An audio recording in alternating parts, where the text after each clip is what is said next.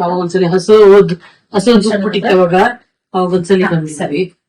ಅವಾಗಲೂ ಏನಾಗಂಗಿಲ್ಲ, ಸರಿಗಿದೆ ಅಂತ ಎಲ್ಲ ಮಾಡಿ ರಿಪೋರ್ಟ್ ಕೊಟ್ಟಿದ್ವಿ. ಅವಾಗ ಏನಂತ ನಮ್ಮ ಅಭಿಮಾನಿಗಳೇ ಆಗ್ಲಿ, ನೀವೇ ಆಗ್ಲಿ, ಅನ್ನದಾತರಾಗ್ಲಿ ಗಾಬರಿ ಆಗೋ ಪ್ರಸಂಗ ಏನ್ ಬೇಕಾಗಿಲ್ಲ.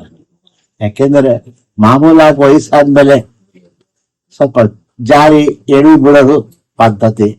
ಅದೇ ತರ ಸ್ನಾನ ಮಾಡಕ್ ಹೋಗ್ಬೇಕಾದ್ರೆ ನಾನು ಅಲ್ಲಿ ಸ್ವಲ್ಪ ಸ್ಕಿಡ್ ಹಾಕಿ ಬಿದ್ಬಿಟ್ಟೆ. ಬಿದ್ದು ಮೇಲಿಂದ ರಭಸಕ್ಕೆ ಎಡಗಡೆ ಆ ಸೊಂಟದ ಮೂಳೆ ಇದೆಯಲ್ಲ ಅದಕ್ಕೆ ಬಿದ್ದು ಸೌಂಡಿಗೆ ಸ್ವಲ್ಪ ಚಕ್ಲಿ ಮುಳುಗ್ ಸೌಂಡ್ ಬರ್ತದೆ. ಆಮೇಲೆ ತಿರ್ಗಿ ಇದಕ್ಕೂ ಬಲಗಡೆ ಭುಜ ಅದಕ್ಕೂ ಒಂದ್ ಕಡೆ ಏಡ್ತು, ಅದಕ್ಕೊಂದ್ ಸ್ವಲ್ಪ ಪಟ್ ಅಂತದ್ದು. ಆರಾಮಾಗಿದ್ದೀನಿ ಈಗ. ಆರಾಮಾಗಿದ್ದೀನಿ. ನಮ್ಮ ಶಿವರಾಜೇಗೌಡರು ಅಲ್ಲಿ ಅವ್ರ ನಮ್ಮ ಹಳೆ ಪರಿಚಯ, ನಮ್ಮ ಗುಬ್ಬಿ ಅವರಿಂದ ಪರಿಚಯ ನಮ್ಗೆ. ಹಾಗಾಗಿ ಅವರು ಅಲ್ಲೇ ಬಂದ್ವಿ ನಾವು. ಬಹಳ ಚೆನ್ನಾಗಿ ನೋಡ್ಕೊತಿದ್ದಾರೆ, ನಮ್ಗೆ ತುಂಬಾ ಚೆನ್ನಾಗಿ ನೋಡ್ಕೊತಿದ್ದಾರೆ. ಮತ್ತೆ ಯಾವುದಕ್ಕೂ ಒಂದು ಮನೆ ತರ, ನಿಮ್ಗೆ ಊಟ ಬೇಕಾ, ಕಾಫಿ ಬೇಕಾ, ಏನ್ ಬೇಕು, ಏನ್ ಸಂಕೋಚ ಮಾಡ್ಕೊಬೇಡಿ, ನೋಡ್ಕೊತೀವಿ ಅಂತಾರೆ. ಮತ್ತೆ ಏನಂತಂದ್ರೆ ಈ ಮಾಮೂಲಾಗಿ ಆಸ್ಪತ್ರೆಗೆ ಹೋದ್ರೆ ಎಷ್ಟು ಬೇಕು ಸುಮ್ಮನೆ ನೋಡ್ಕೊಂಡು ಹೋಗ್ತಾರೆ. ಇವ್ರು ಆಗಲ್ಲ. ಮನೆಯಲ್ಲಿ ಒಂದು ಅಣ್ಣ ಬಂದ್ರು ತಂದೆ ತಾಯಿಗಳು ಯಾರು ಹಾಗೆ ಆರೈಕೆ ಮಾಡಿ ವಿಚಾರಿಸ್ತಾರೆ ಆ ತರ ಒಂಥರ ಮನೆಯಲ್ಲಿ ನಮ್ಮ ಆಸ್ಪತ್ರೆ ನಿಮ್ಮ ಮನೆ ಅಂತಾನೆ ಬಂದ್ರು, ಆಸ್ಪತ್ರೆ ಅಂತ ಬಂದಿಲ್ಲ. ಆ ತರ ಟ್ರೀಟ್ಮೆಂಟ್ ಮಾಡ್ತಾರೆ.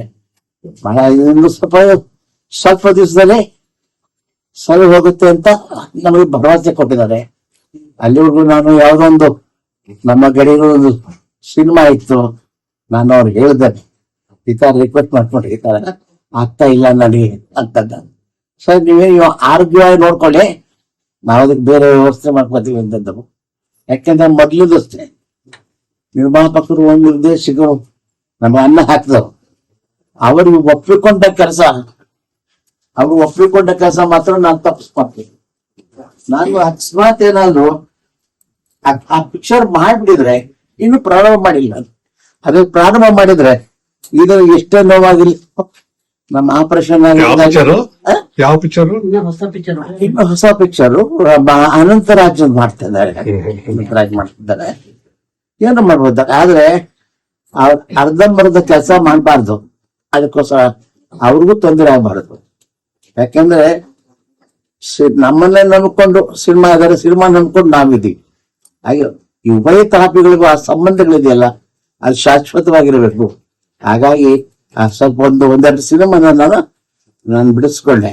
ಮತ್ತೆ ಆರೋಗ್ಯ ಆದ್ಮೇಲೆ ನಮ್ಮ ಅಭಿಮಾನಿಗಳು ಅನ್ನದಾತರಿದ್ದಾಗ ಮತ್ತೆ ಬ್ಯಾಟಿಂಗ್ ಸಿಕ್ಸರ್ ಸಾಧ್ಯ 8 ಯಾರು ಏನು ಅರ್ಥಾಂಶ ಪಡಿಬೇಕಾಗಿಲ್ಲ.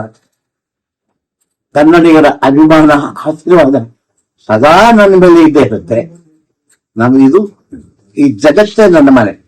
ನಾನು ಎಲ್ಗೋದ್ರು ಸಹಿತ ಅಲ್ಲಿ ಯಾರ್ದೋ ಮನೆ ಇಲ್ಲ, ನಮ್ಮ ಮನೆ ಇದ್ದಂಗೆ ಇರುತ್ತೆ. ನಮ್ಮ ಮನೆಗಿಂತ ಚೆನ್ನಾಗಿರುತ್ತೆ. ಎಲ್ಲ ಕಡೆನೂ ನೋಡ್ಕೋತಾರೆ. ಅದೇ ತರ ಈ ಒಂದು ಇದಕ್ಕೆ ನಮ್ಮ ಕನ್ನಡ ಕಲಾವಿದ ಸಂಘದವರು ಸಹಿತ ಅನೇಕ ಕಲಾವಿದರೆಲ್ಲ ಬಂದು ಸ್ಪಂದಿಸಿದ್ದಾರೆ. ಮತ್ತೆ ನಮ್ಮ ವಿಚಾರ ಅವೆಲ್ಲ ಡಾಕ್ಟರ್ ಹೇಳಿದ್ರು. ಆ ಡಾಕ್ಟರ್ ಸಹಿತ ಬಹಳ ಒಂಥರ ಮನೇಲಿ ಅವರು ತಂದೆ ತರನೋ ಅಣ್ಣ ತರನೋ ನನ್ನನ್ನು ನೋಡ್ಕೊತಾ ಇದ್ದಾರೆ. ಇಷ್ಟೇ. ಭಗವಂತ ನಿಮ್ಮೆಲ್ಲರ ಅಭಿಮಾನ ಆಶೀರ್ವಾದ ಮೇಲಿರಲಿ. ಹೇಗೆ ಬರ್ತೀನಿ, ಬೇಗ ಬಂದು ನಿಮ್ಮ ಸೇವೆ ಮಾಡ್ತೀನಿ. ಅಪಾರ್ಥ ಮಾಡ್ಕೊಂಡಿ